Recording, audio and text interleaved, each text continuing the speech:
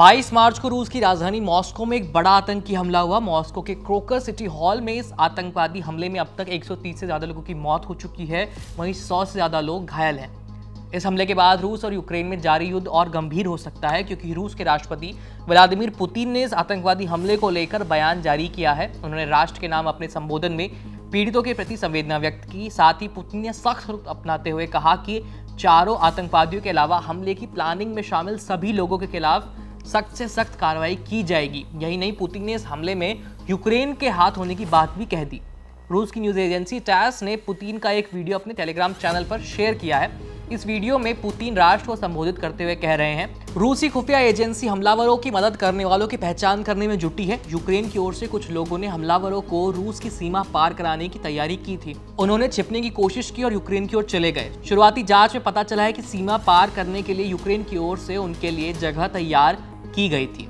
इसके साथ ही पुतिन ने कहा कि आतंकवादी यूक्रेन में रहकर इस खूनी खेल की तैयारी कर रहे थे। ऐसे में अब रूसियों का कर्तव्य यह है कि वो एक साथ रहें और ऐसा ही होगा आगे। रूस की नागरिकों की एकता को कोई नहीं हिला सकता।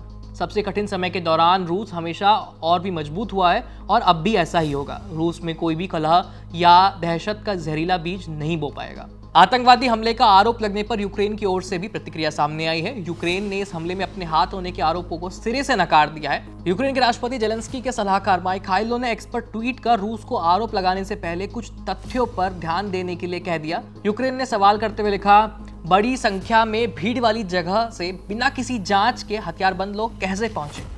ये लोग 1.5 घंटे से ज्यादा समय तक गोलीबारी करते रहे, लेकिन फिर भी कोई कानूनी कार्रवाई क्यों नहीं हुई? फिर ये आतंकवादी शांति से इमारत से निकलकर कार से चले जाते हैं। शुरुआती जांच में ये बात सामने आई कि हमलावरों को सीधे तौर पर इस्लामिक कट्टरपंथियों से जोड़ दिया जाता है। इसके बाद हमलावर सीमा पार कर वहां पहुंच रहे हैं जहां रूस और यूक्रेन के बीच लड़ाई चल रही है और जहां की हर मीटर जमीन पर रूसी सेना का कब्जा है।